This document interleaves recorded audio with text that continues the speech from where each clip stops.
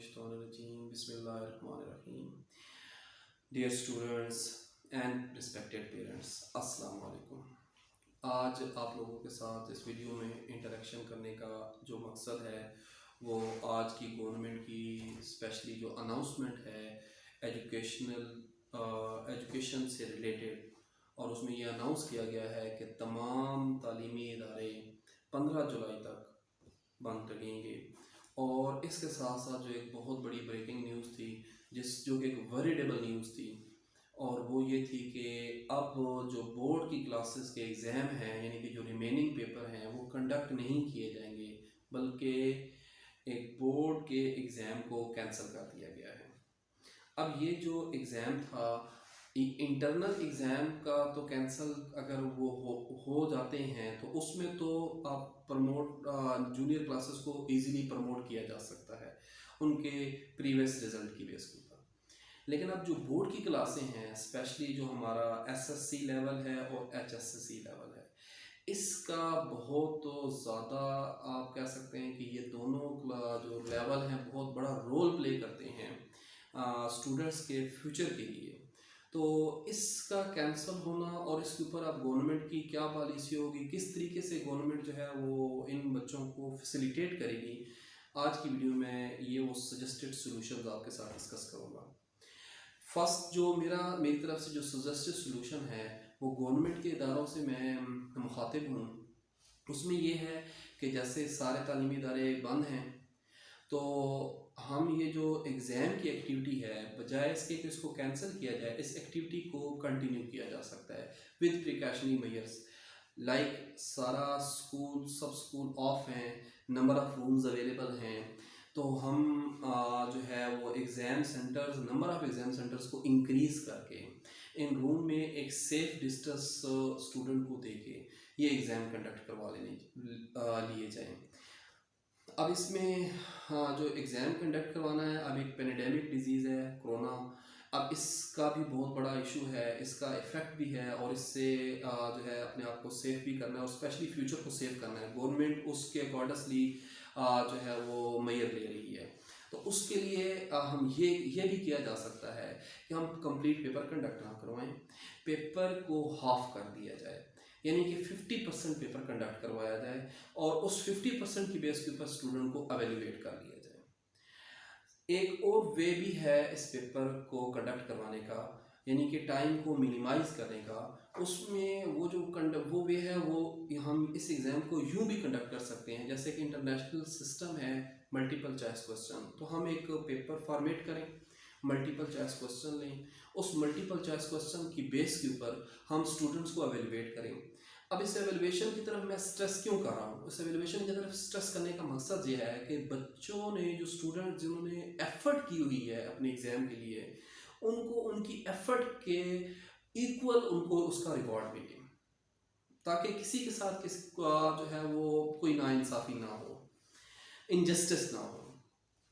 अब इसके अलावा अगर गवर्नमेंट एग्ज़ाम को कैंसिल करती है, जैसे कि उसने आज अनाउंसमेंट की है, तो अब इसके ऊपर जो सजेस्टेड सॉल्यूशन आएगा, वो जो सेकंड सजेस्टेड सॉल्यूशन जो गवर्नमेंट की तरफ से आ सकता है, वो मैं आपको थोड़ा सा पास हिस्ट्री के साथ इसको लिंक करना चाहता हूँ। 2004 और 5-3 में जब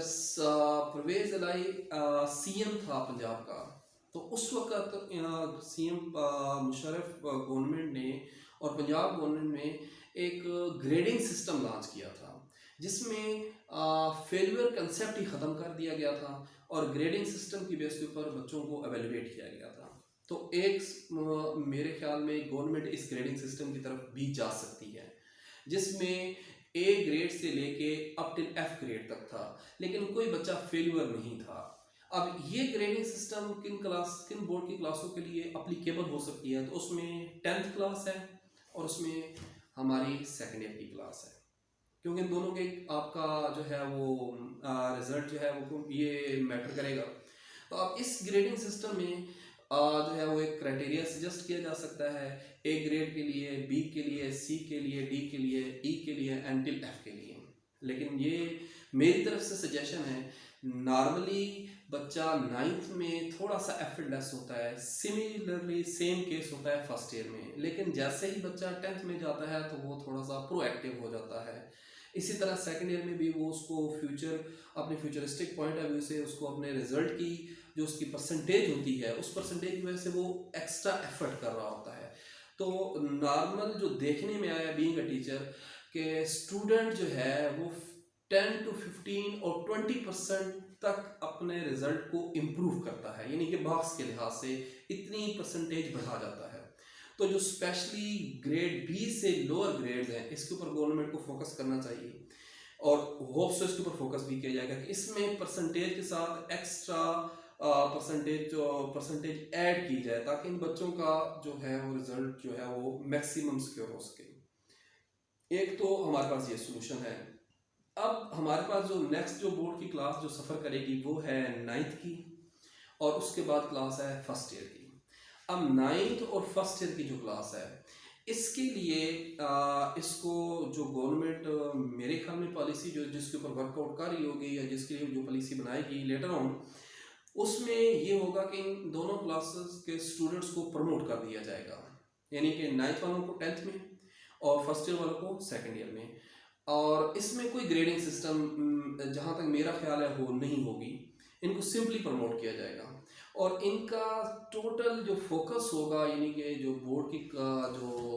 बोर्ड है हमारे जो रिस्पेक्टिव बोर्ड्स हैं वो 9th के जो बच्चे 10th में प्रमोट होंगे उनके 10th के पेपर्स की बेस के ऊपर वो ग्रेडिंग सिस्टम जो है वो इसको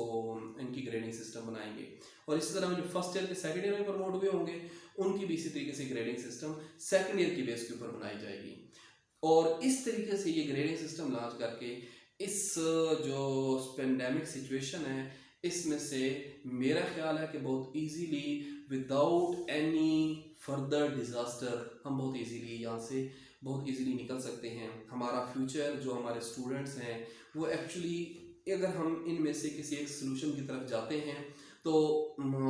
हमारा स्टूडेंट जो है वो उसका फ्यूचर सेव हो सकता है। और एक जो है लास्ट पे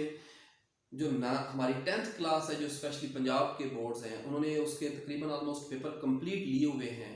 तो उसको चेक भी किया जा सकता है, चेक करके उनका प्रॉपर रिजल्ट भी फॉर्मेट किया जा सकता है।